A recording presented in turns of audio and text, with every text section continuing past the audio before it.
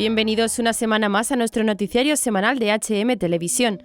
Mi vida es un testimonio de que existen alternativas, testimonia en su blog personal Tori Hope Petersen, actual Mrs. Universo, en su artículo My Pro-Life Story. Ella misma nos relata su historia, una historia que nos llena de esperanza ante tantos engaños con los que continuamente nos están intentando justificar el aborto. A la edad de 9 años, Tori descubrió que su madre había sido violada y que ella había sido concebida como resultado de ese acto. Su primera reacción era la de no contarle a nadie lo sucedido, pero su madre la persuadió a hacer lo contrario, porque de esa manera podría ayudar a alguna persona con el testimonio de su vida. Tori reconoce que descubrirlo no era algo a lo que ella diera mucha importancia, lo veía más bien como algo que formaba parte de la historia de su madre, pero no de la de ella. No era religiosa ni tenía intereses políticos, pero sabía que mi madre era mi heroína, ya que después de una violación, luchando contra la pobreza y contra el hecho de que sus padres le fallaran, ella eligió valientemente la vida para mí, explica. El momento en el que Tori comprendió que tenía que transmitir su testimonio a quien pudiese fue cuando escuchó una conversación de su madre en la que ella admitía que anteriormente ya había abortado y que eso la había dejado marcada y traumatizada durante varios años. Por eso, cuando quedó embarazada de Tori, al ver por medio del ultrasonido el movimiento de sus manos que puso debajo de su cabeza y al escuchar el innegable latido de su corazón, dijo que no volvería nunca a hacer algo por el estilo. Supo que yo era su hija, un ser humano con propósito en la vida, alma y dignidad, y no un conjunto de células, expresa. La experiencia de la madre de Tori al haber abortado es una vivencia cada vez más frecuente, pero no por eso más comentada. La evidencia del daño que se produce en la vida de una mujer cuando toma la terrible decisión de acabar con la vida de su propio hijo es cada vez más silenciada. En España se encuentra en proceso una nueva ley del aborto con la excusa de estar velando por la vida de las mujeres, de luchar por un supuesto derecho de la mujer. Es preocupante la situación en la que nos encontraremos cuando jóvenes de 16-17 años puedan abortar sin el consentimiento de sus padres, cuando ya no tengan la posibilidad de reflexionar la grave decisión que piensan tomar como lo estaba siendo exigido hasta ahora. Los obispos de la Subcomisión Episcopal para la Familia y Defensa de la Vida han manifestado su parecer en una nota que se titula «A favor de la dignidad e igualdad de toda vida humana», en el que nos invitan a los miembros del pueblo de Dios y a todos los hombres y mujeres de buena voluntad a reflexionar sobre estos asuntos. Evidentemente manifiestan su rechazo ante la aprobación de la nueva ley del aborto y su preocupación al ver que medidas como las que se están tomando, lejos de promover el bien de la persona y de su dignidad, van en contra de la misma. Expresan que la Iglesia es madre y que por lo tanto se preocupa de las mujeres en riesgo de abortar y de las que han abortado y ahora sufren las consecuencias de su decisión. La historia de Tori es una prueba más de que el aborto no es la mejor solución. Tori comenta que tras la decisión de su madre de no abortarla, ella empezó a mejorar su vida, porque el decidir tener a su hija fue una motivación. Sabía que tenía que trabajar mucho e incluso mejorar su estilo de vida, tener una vida saludable para velar por el bien de su hija. A pesar de ello, por cuestiones de abusos que sufría, Tori tuvo que entrar a un sistema de cuidado de crianza en el que nunca llegó a ser adoptada. Independientemente de lo que tuvo que vivir, ella está totalmente agradecida a su madre de la elección heroica que realizó al decidir optar por seguir adelante con el embarazo. Tori se define así: una mujer que elige la vida después de la violación, 12 casas de acogida, una familia adoptiva y un buen Dios es lo que soy yo. Ella demuestra lo que dice con su propia vida. Tori está felizmente casada con Jacob desde 2018. Tienen 3 hijos, 2 biológicos y 1 adoptado, y son parte de un programa de crianza temporal en el que se ponen a disposición de cuidar de algún niño o joven cuando sea necesario. Juntos han fundado Beloved Initiative, una iniciativa que lucha por mejorar el sistema de adopción. Ella es consciente de que su vida es un milagro y que ese milagro debe ser compartido con los demás.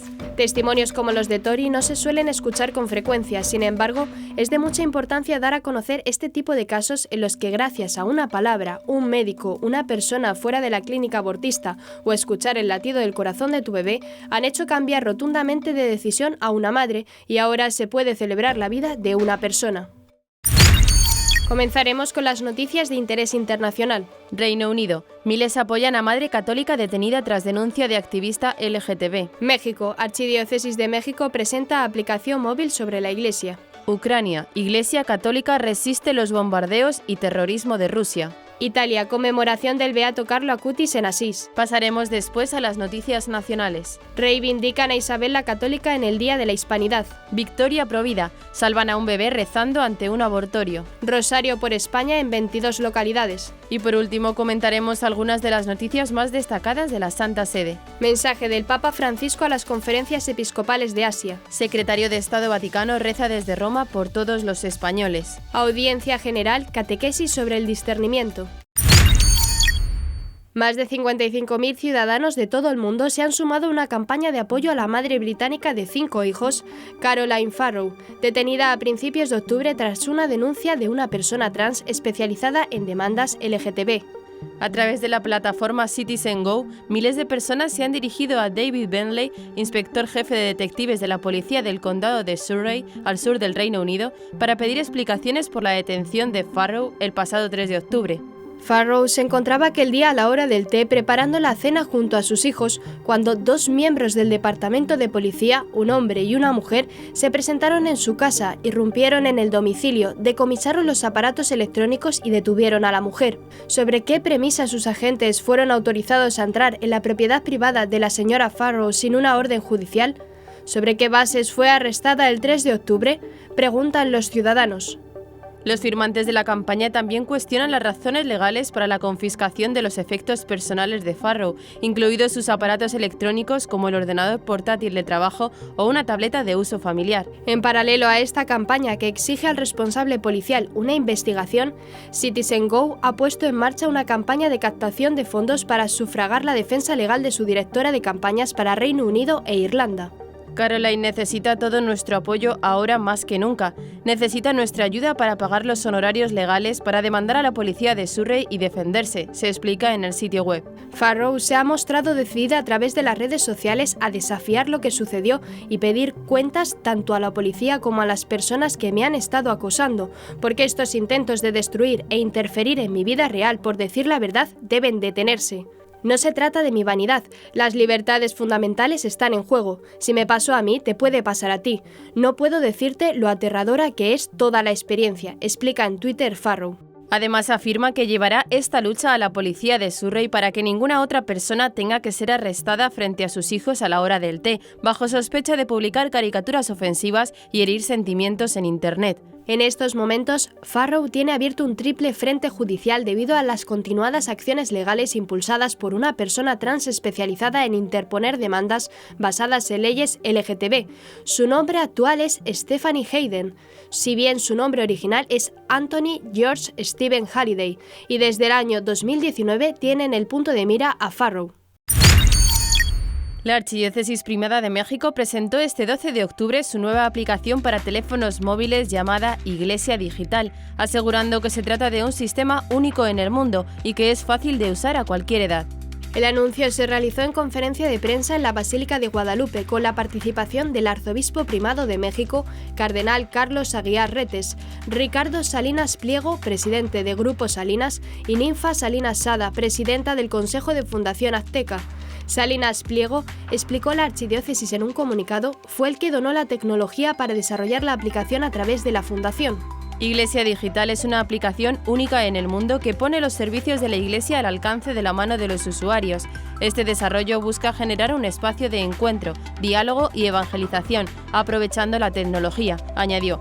El periodista mexicano Jorge Zarza, que mostró el funcionamiento de la aplicación durante la conferencia de prensa, dijo que es una aplicación realmente amigable y fácil de usar a cualquier edad. Según indica la Archidiócesis, el sistema incluye un botón SOS como un servicio especial para encontrar con geolocalización a un sacerdote que asista ante la necesidad de una misa de funeral o la atención de un enfermo. También incluye un directorio de todas las parroquias con dirección, horario de misa y oficinas, un registro de intenciones para ser leídas en la celebración de la Eucaristía, transmisiones digitales de misas y un repertorio de oraciones de todos los tiempos. Además, incorpora una biblioteca de recursos evangelizadores digitales y formativos y recursos publicados en la revista Desde la Fe y la página oficial del Arzobispado. El padre Álvaro Lozano Platonov, vicario de pastoral de la Archidiócesis de México, aseguró por su parte que toda dinámica evangelizadora tendrá espacio en esta aplicación. La aplicación Iglesia Digital ya se encuentra disponible para descargar tanto para dispositivos con sistema operativo iOS, iPhone y Android. La Iglesia Católica resiste en Ucrania en medio del terrorismo que Rusia ha desplegado, particularmente en las últimas horas, con decenas de bombardeos que han golpeado muchas ciudades del país. Este 11 de octubre, el padre Antoni Batseva, sacerdote misionero y superior provincial del Instituto del Verbo Encarnado, IB, dijo que en 2 días han visto cómo el régimen de Vladimir Putin ha atacado con mayor fuerza desde su territorio y el mar Caspio. Desde el lunes 10 de octubre, Rusia lanzó más de 75 misiles contra diferentes ciudades de Ucrania, entre ellas su capital, Kiev, causando al menos 19 muertos civiles y dejando sin electricidad a importantes regiones del país. De acuerdo a la Oficina del Alto Comisionado de las Naciones Unidas para los Derechos Humanos, desde que inició la invasión de Rusia contra Ucrania han muerto más de 6.200 civiles, entre ellos cerca de 400 menores. El padre Batseva, que se encuentra en Vinnytsia, a 4 horas en coche al suroeste de Kiev, aseguró que nosotros continuamos en oración, haciendo ayuno, continuamos ayudando a nuestros hermanos, a los militares, ayudamos a los voluntarios que ayudan a los militares que resisten. Nosotros no queremos la guerra, somos fieles a nuestro país, a nuestra gente, aseguró. Además, precisó, seguimos el 4º mandamiento de amar a nuestros padres. Nuestro país es nuestra propia madre, nuestro padre. Nosotros defendemos a los más frágiles, a los desatendidos de estos ataques y terrorismo ruso, explicó.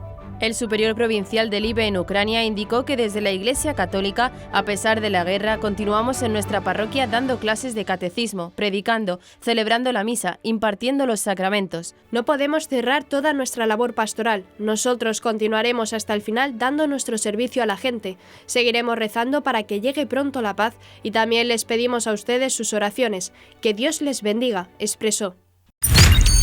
Con ocasión de la celebración de la fiesta del Beato Carlo Acutis, que tuvo lugar el 10 de octubre, la Fundación Santuario de la Renuncia de Asís organizó una serie de actos del 8 al 12 de octubre. El Beato Carlo Acutis fue elevado a los altares en la ciudad de San Francisco y Santa Clara el 10 de octubre de 2020.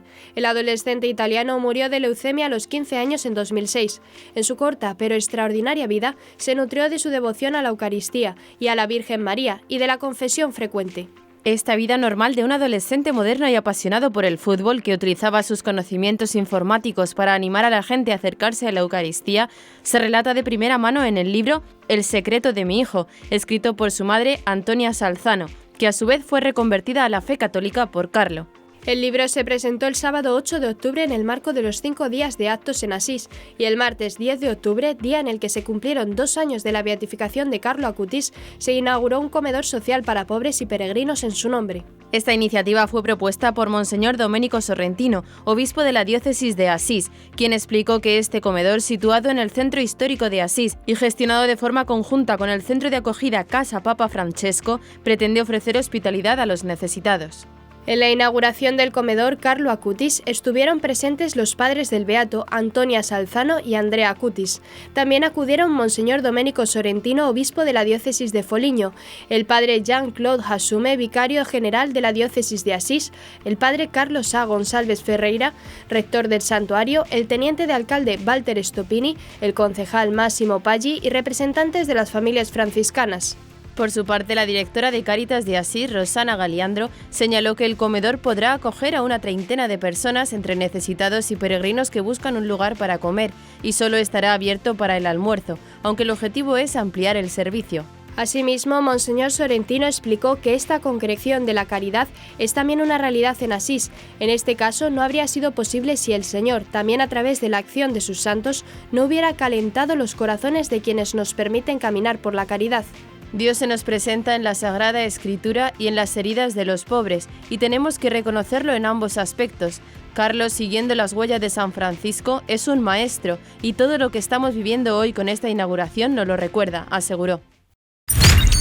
Varias asociaciones españolas han aprovechado el Día de la Hispanidad para rendir público homenaje a la sierva de Dios Isabel I de Castilla, conocida como la Reina Isabel la Católica, quien junto a su esposo, el rey Fernando de Aragón, impulsó la evangelización de América.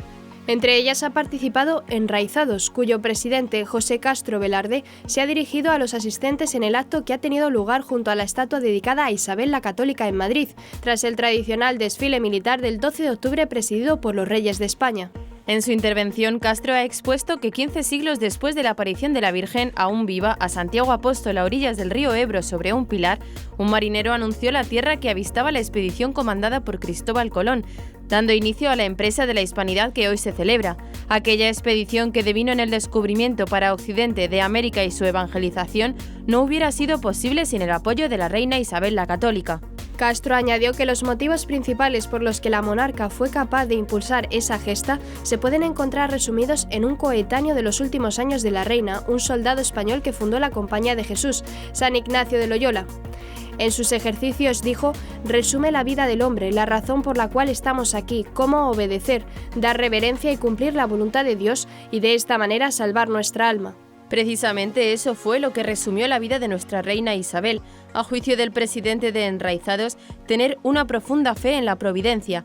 Solamente esta profunda fe en la providencia es la que explica los actos principales de su vida. Así ha subrayado cómo peleó por casarse libremente para elegir a la persona que quería que le acompañara en las grandes reformas que las distintas coronas de la península ibérica necesitaban.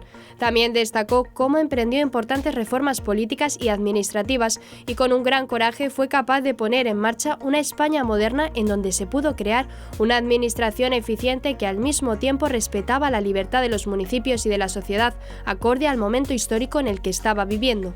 De la reina Isabel de Castilla también se destacó su papel en la culminación de 8 siglos de reconquista para recuperar la pérdida de España y sobre todo el haber puesto en marcha la evangelización de América. Fue la fe la que animó profundamente a la reina Isabel a poder llevar a cabo todas sus misiones, y también creo que hoy en día debemos recuperar esa fe para animar el espíritu de España, concluyó el presidente de Enraizados. La campaña de otoño de 40 días por la vida en España ha celebrado este martes el rescate de un nuevo bebé de las garras del negocio del aborto, con lo que ya son 3 las vidas salvadas desde que comenzaron a rezar el pasado 28 de septiembre. En esta ocasión el rescate se ha producido en Valladolid, a donde había acudido una madre desde un pueblo de la provincia de Zamora con la intención de abortar y al advertir la presencia de los miembros de 40 días por la vida rezando, ha entrado en diálogo con ellos y ha decidido apostar por la vida de su hijo. El pasado 5 de octubre se produjo el primer rescate de esta campaña de oración y ayuno por el fin del aborto en Barcelona, donde una mujer encontró el abrazo de los voluntarios de 40 días por la vida cuando salía llorando de un establecimiento de abortos. La mujer estaba embarazada de gemelos y ahora será apoyada por el proyecto Maternity a lo largo del embarazo y tras el nacimiento. La campaña de otoño de 40 días por la vida es la primera que se produce bajo la amenaza de cárcel a los Provida, que ayudan a madres en riesgo de abortos a las puertas de los centros de la industria del aborto. Una reciente modificación legal prevé pena de prisión de 3 meses a 1 año o de trabajos en beneficio de la comunidad de 31 a 80 días para quien a juicio de las autoridades menoscabe la libertad de las madres que se dirigen a un centro de aborto. En concreto, el Código Penal se refiere a la persona que para obstaculizar el ejercicio del derecho a la interrupción voluntaria del embarazo acosare a una mujer mediante actos molestos, ofensivos, intimidatorios o coactivos que menoscaben su libertad. Desde 40 días por la vida reiteran que esta norma no afecta a su actividad de rezar, pero ha difundido un protocolo entre sus voluntarios para tratar de minimizar los riesgos de ser acusados de un delito penal. Otras iniciativas pro vida como los rezos mensuales de la plataforma Rezar no es delito sí se han visto perjudicadas por la especial vigilancia que las fuerzas del orden aplican a sus convocatorias. Algunos de sus miembros han recibido multas administrativas y se han vivido escenas no habituales como que una mujer embarazada casi a término se viera rodeada de policías por arrodillarse a rezar delante de un negocio abortista. El miércoles 12 de octubre, festividad de Nuestra Señora del Pilar, fieles católicos de toda España se volvieron a congregar para rezar públicamente el Santo Rosario por España en 22 localidades de la nación. Los lugares escogidos para el rezo del Santo Rosario son siempre sitios públicos, con el fin de testimoniar la fe y de invitar a los transeúntes a unirse a los rezos en estos momentos de especial dificultad para la patria. El Rosario por España también se rezó en conventos y comunidades religiosas de toda España y en varios lugares del extranjero. Cada misterio del Rosario se ofreció por una necesidad específica de España. Primer misterio. por la conversión de España, de sus gobernantes y jueces para que las leyes defiendan los derechos de Dios en nuestra patria, como mejor garantía de los verdaderos derechos del hombre. El segundo misterio, por el fin del aborto y de toda la legislación que atenta contra la familia y contra la vida desde su concepción hasta el fin natural de la misma. El tercer misterio, por la unidad y la paz de España y por la conversión de los que quieren romper esta tierra de María, por la juventud española para que, libre de prejuicios, descubra la grandeza histórica de nuestra patria. El cuarto misterio, para que el aumento de la fe católica en España traiga consigo el fin de la crisis económica y a nadie le falte el sustento y una vivienda digna. El quinto misterio, por el clero español, en sus sacerdotes y obispos y por las almas consagradas para que, fieles a su vocación, sean testigos del Evangelio y pilares de la tradición católica de nuestro pueblo, y para que promuevan la consagración a los sagrados corazones de Jesús y de María. Hay tres formas básicas mediante las cuales las personas que lo deseen pueden colaborar con la iniciativa del Rosario por España. La primera, lo más importante y lo mejor que se puede hacer para que el Rosario por España se extienda a todos los rincones de nuestra nación y que cada vez tenga más éxito, es rezar por el apostolado y asistir cada día 12 a las convocatorias con perseverancia.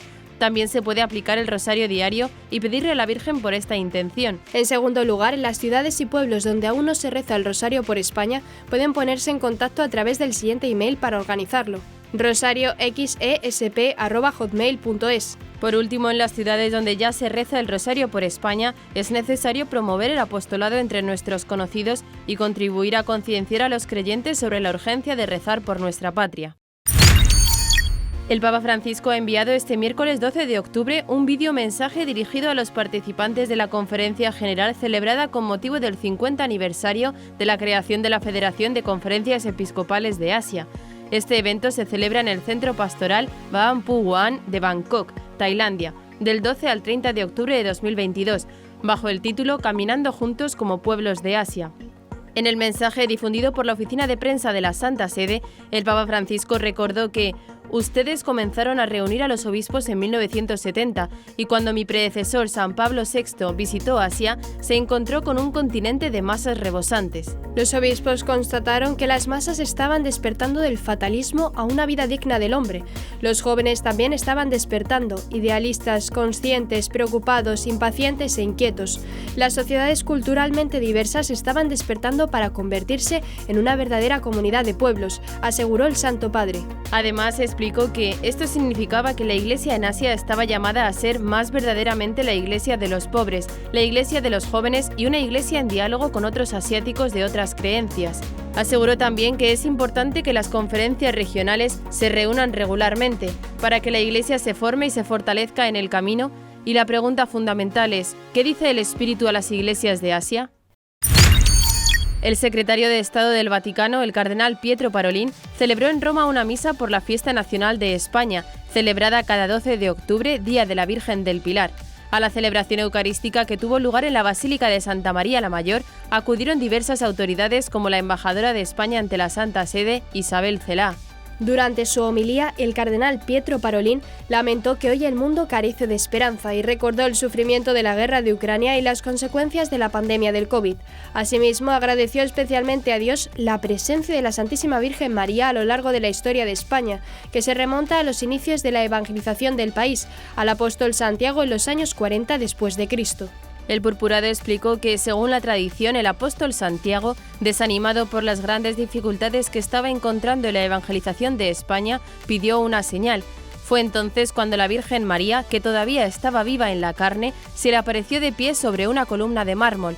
Pidió al apóstol que le construyera una iglesia en ese lugar, con el altar alrededor de la columna donde ella estaba, y le dijo que en este lugar permanecerá hasta el final de los tiempos para que la virtud de Dios pueda obrar maravillas y milagros por mi intercesión con aquellos que en sus necesidades imploren mi intercesión. Más tarde, el cardenal se preguntó si era posible invocar la fe, la esperanza y la caridad para toda España en el día en que el país celebra su fiesta nacional.